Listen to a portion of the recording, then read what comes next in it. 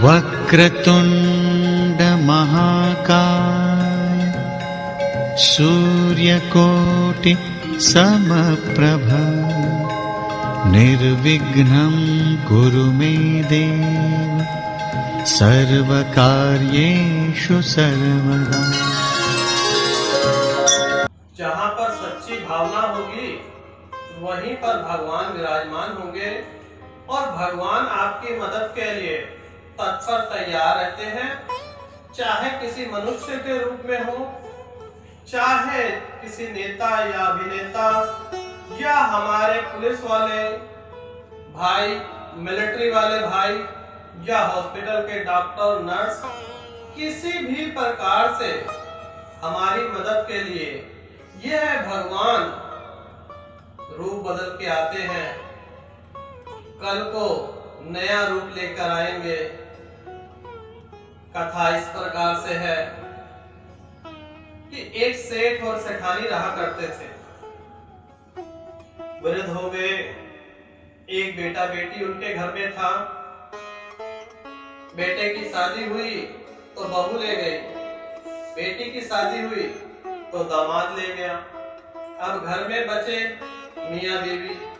धीरे धीरे कुछ दिन घर अच्छे से चलता रहा, लेकिन उसके पश्चात सेठ जी के पास पैसे कम पड़ने लगे।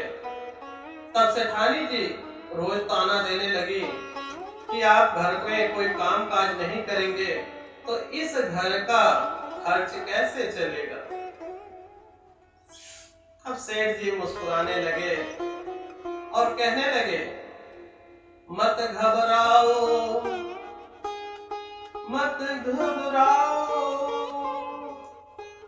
जिसने दिया है प्राण वही करेगा कल्याण। सेठ जी मुस्कुराते रहे और कहने लगे, जिसने जन्म दिया है वह कर्म का भी साथी है। जब उसने मुख दिया है तो अन्न भी वही देगा।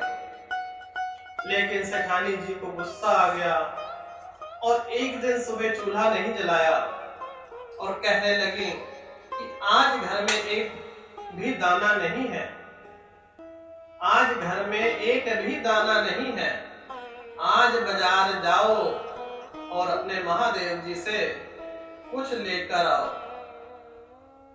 रात की बासी रोटी और गुड़ सेठ जी को बांध कर दे दिया। एक जगह वह पेड़ के नीचे विश्राम करते हैं और नदी का पानी पीते हैं।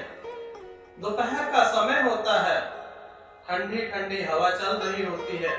सेठ जी को नींद आ जाती है। उसी टाइम वहां से महादेव जी और माता पार्वती भ्रमण कर रही होते हैं।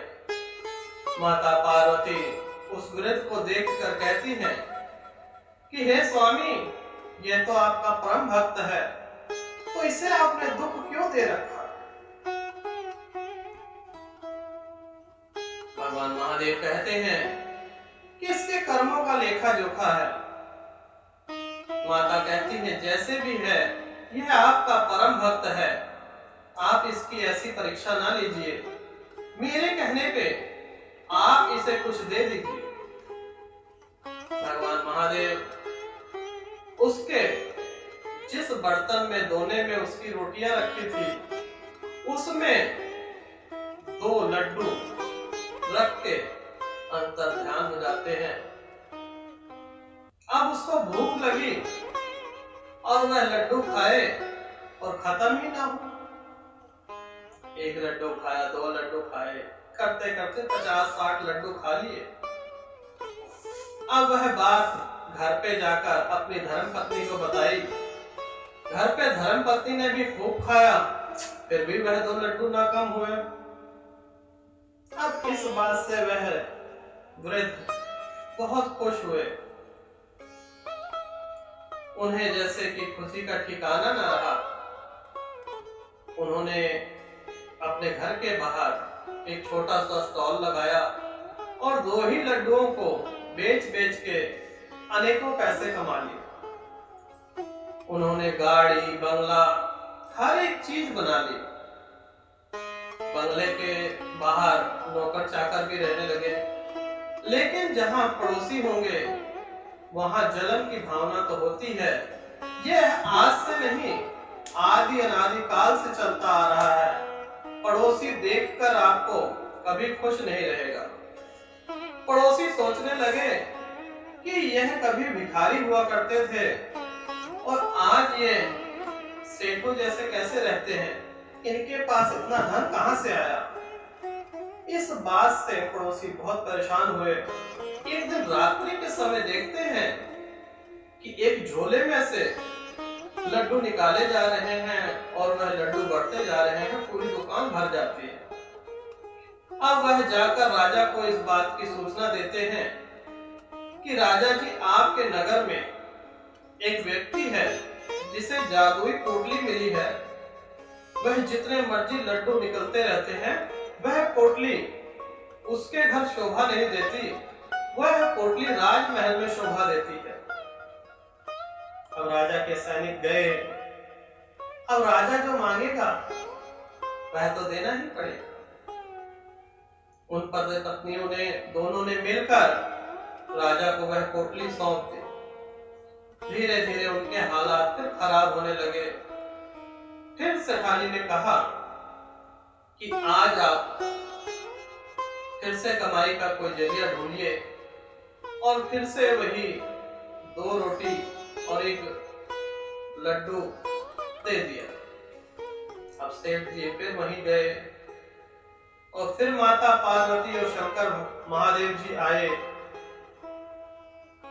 जब महादेव जी वहां से गुजर रहे थे तो माता पार्वती कहने लगी कि हे महादेव, आपने इसके ऊपर कृपा की थी, फिर इसकी ऐसी दुर्दशा कैसे हो गई।